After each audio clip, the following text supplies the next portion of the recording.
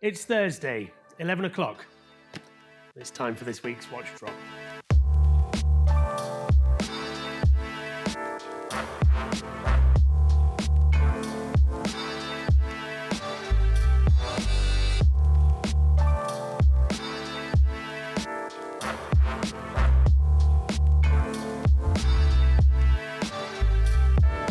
I'm back from holiday this week, and what a drop I've come back to. Wow. I'm going to cover off some of my absolute favourite watches today. It's a really great week to come back. Last week, however, thank you to Rob for stepping in. A £1.2 million drop. I can't believe I missed that one. But do hit the video, check it out, because there were some brilliant watches in there, and I think a lot of them have already gone. Today I'm going to focus on, there really isn't a theme again, but let's call it Tim's favourites because I love them. I'm going to jump straight in with the Patek 3940J. So this is a watch that's really quite close to my heart, partly because I've just bought one myself at the end of last year, but it's been a watch that I've fascinated over for a very long time. I came from a 5140, which I've really enjoyed, but there's just a couple of details about this watch that make me prefer it ever so slightly. We are talking about marginal differences here. This example here is a second series and an early one. So you have these sort of beveled edges to the subdials. It's the traditional 3-register perpetual calendar and executed in yellow gold, which I think is the choice of metal for this watch. Why do I think that? Well, I mean, white gold and platinum are brilliant stealth wealth options. Absolutely they are. And they work so well. But this is a very traditional looking watch. And I think for that reason, executed in yellow gold, it works so well. It also offsets against the moon phase disc, which is that blue and gold, and it just comes together in perfect harmony. The opaline feel to the dial is vintage. It has that vintage aesthetic, but there's just nothing about this watch that I don't like, really, truly, other than the fact it's not a first series, but we can't hold that against it. On the topic of this watch, if you want to learn more about it, please do head over to Ben Dunn's website, Watch Brothers London. He's been doing some brilliant, fascinating research on these models around the 3940 and also the 3941. And yeah, I'm sure he would love it if you give him a follow too. So, this is a watch that came out in 1986. It's 36 millimeters as a case size, and the overall height of the watch is 8.5 millimeters. That is to say that it wears so perfectly well on wrist. It has a micro rotor, which enables it to be a nice thin case build. But despite the fact that it's got this sort of domed sapphire, and that is to complement all of the other rounded features on the case, it still comes in at under 9 millimeters, which I think is fascinating. This example has really strong hallmarks, which is exactly what you're looking for when you're buying one of these, something that hasn't been polished to oblivion. And I actually quite like it on the Patek tang buckle too. A lot of these are on the Calatrava deployants, and this wears nicely, I think, on a tang buckle. It's slightly more casual. I don't think there's much more I can say about it. It's an iconic movement, the 240Q. It's an iconic complication for Patek in the perpetual calendar, and I'm absolutely sure that in an anniversary year for this model, it's just not going to hang around for long. So yeah, brilliant. Fundamentally fantastic watch. Moving on to something very similar, but slightly different price point. Here is the JLC Odysseus, not to be confused with A. Lange & Söhne's Odysseus, and this came first, I can assure you. This is a perpetual calendar in 34 millimeters, executed in yellow gold, with a case height of only 8 millimeters. I mentioned how the Patek 3940 is 8.5, and it's frankly astonishing that something this diminutive can have a full-size rotor as opposed to the micro rotor in the 3940 and still be this slim. The point around this watch is that it is such a value proposition. On paper, it does everything that the 3940 does. It's solid yellow gold. It's a perpetual calendar. It has an exquisite dial. The only thing that I don't like about it, if I'm going to be extremely picky, is the year disc up at the sort of 1 o'clock position, which I think throws out a little bit of the balance of the watch. But it's a a fifth of the price of the 3940. So I think it's got every right to not be 100% perfect. And, if I was looking for a value proposition to sit alongside a more expensive perpetual calendar, this would be the number one watch on my radar. It works so well for all of the reasons that the 3940 does, but at a price point that's close enough to £8,000. Brilliant, brilliant watch. And don't think that 34mm is too small, because truly it isn't. It has a light, another opaline-esque dial, which makes the case feel bigger. It really does wear much bigger than that 34mm might make you believe. Great, great watch. Moving on to a watch that, it's like buses. These Calatravas keep coming. And a couple of weeks ago, we talked about the Calatravas from Patek and from Lange, and this one would have been great, honestly. This is a 3796 in platinum, and it's amazing, really, because this watch is so close to the reference 96, and I'm used to seeing the reference 96 in steel, because I have one. And you pick it up, but all of a sudden you notice that heft that comes with a platinum case. It's remarkable. It is that famous sort of 31.5mm case size, but because it's a 96 family of Calatrava, it has those really long lugs. That means that you can get away with it. I've got quite a nice stealth on at the moment, Lange 1, which is a different case size altogether. But if you compare the two watches, really the lug to lug is not that far dissimilar, considering there's 7mm difference in the case diameter. You can get away with wearing this watch on a good size wrist. I like wearing this, and I don't think that it's too small at all. This is a watch from 1991, so we're talking 30 plus years old. And when you're used to looking at 96s from the 40s, you look at this case and you think, crikey, it is perfect. It's never been touched. This example obviously is much younger than the original 96s, and I love that because it's got much less history to it. It looks like a new watch. It looks like it was retailed yesterday, and I really, really like it. And what's more to say, it's an icon. It's simple, made of platinum, very rare, and I'd like to keep it, please. On the other end of the size spectrum, I suppose, we have a Grand Lange 1. And this is the updated reference, the very latest, reference 137.038, executed in white gold with a 41 point something case size. So it's really much, much bigger than the 3796 that we've just been talking about. What I love about this watch, and I prefer it so much more to the earlier Grand Lange ones, is that they've completely redesigned the movement. And that has taken the case size from the same diameter, but it was 11mm thick, which is pretty chunky for a dress watch.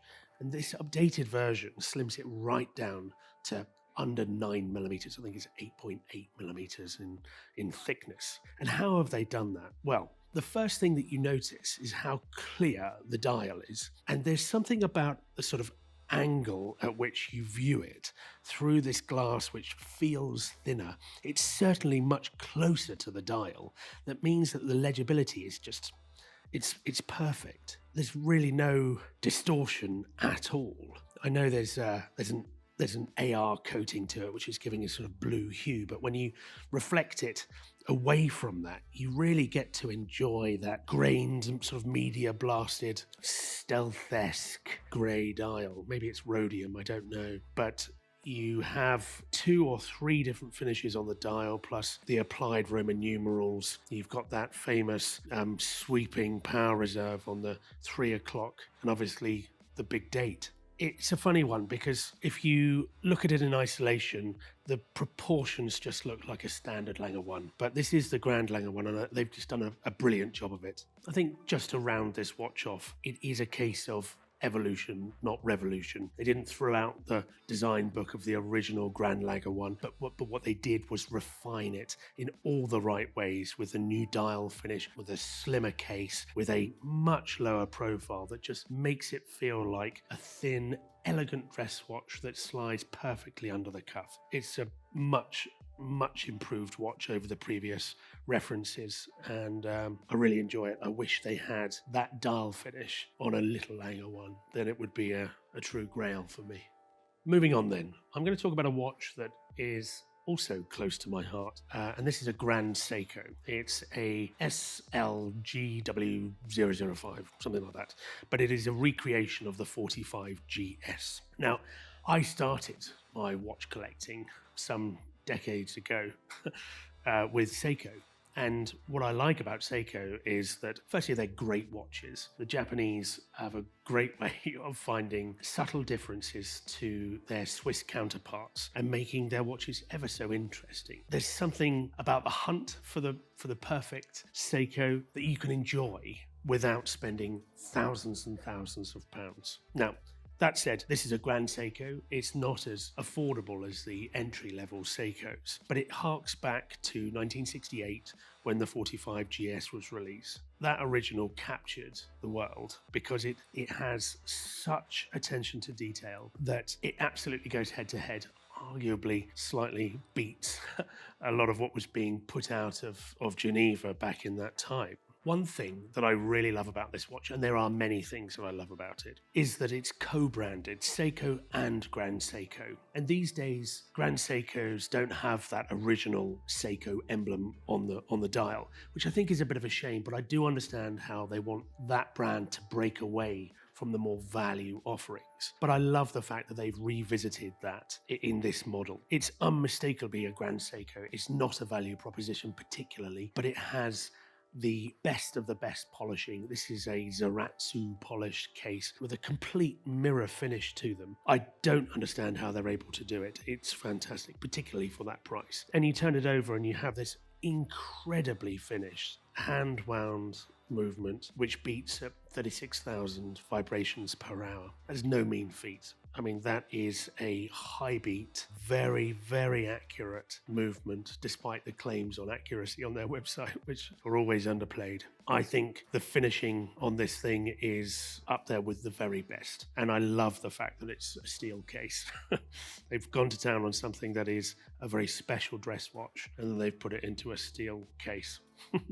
Absolutely brilliant thing. Very special example. Now I'm going to move on to a little bit of bling. I mentioned at the start of the video that these are some of my all-time favourite watches, and I'm not afraid to say that this full-fat yellow gold Zenith Daytona with diamond indices is absolutely something that I want to have in my collection. It's garish, it's in your face, it is, look at me, I'm wearing a big gold Rolex, but I don't care.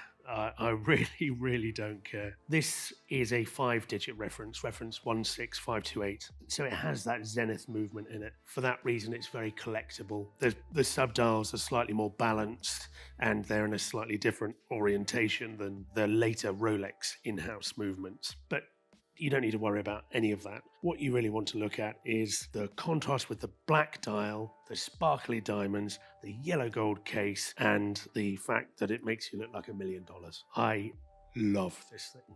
Love, love, love. I like the fact that it's got a later bracelet on it. Some of the earlier bracelets didn't have the little safety catch on them, and therefore you're sort of walking around with this very heavy watch on, and you're always thinking, gosh, that clasp might come undone and it might slide off my wrist. So I think if you're going to get one, certainly that's one thing that I would look for. But also you want to be looking for a case that's sharp, not over-polished, a bezel that's not over-polished, that still has the crispness of the numbers for the tachymeter.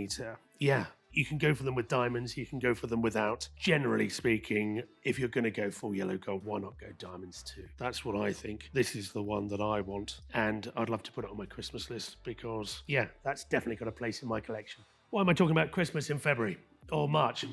I don't know, but moving on. This is an Explorer One in 36mm. This is the first time, I think, that Rolex brought out the Explorer One in anything other than steel. This is a steel and yellow gold watch. And I think when it came out, a lot of people were unsure about that because the Explorer One is a tool watch. It's designed to be worn on field adventures and hiking and doing whatever you want to in it. And this brings an element of dressiness, of smartness, of, I guess, luxury to what is the definitive tool watch. So it's a slightly confused message, but I guess Rolex have put an 18-carat deep sea out there as well. So they're not afraid of mixing form and function. I would encourage you to consider maybe taking it off of the bracelet, putting it onto a Molycan, shout out to Molycan, tan strap, and treating it as if it's a vintage Datejust or something like that, because it works so well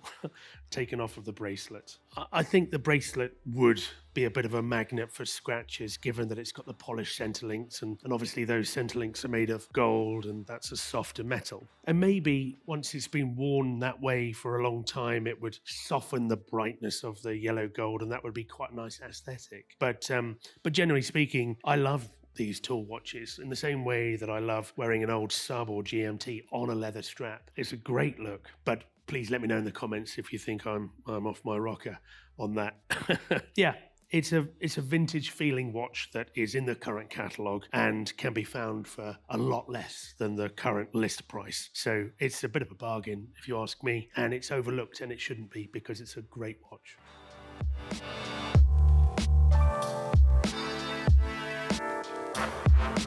So that's it for this week. Over 70 watches hitting the site, and some of my all-time favourites. Really great drop. And so many, again, that I haven't talked about, including this Patek Aquanaut 5168 in khaki green, with a green rubber strap and that sort of green khaki dial. I think that would have made a brilliant holiday watch. Slightly out of my price range at the moment, I'm afraid to say, after my holiday. Also, a Chapek, some Basculants, the Memovox JLC, so much to go into. Please hit the website, check it out, and I'll see you next week.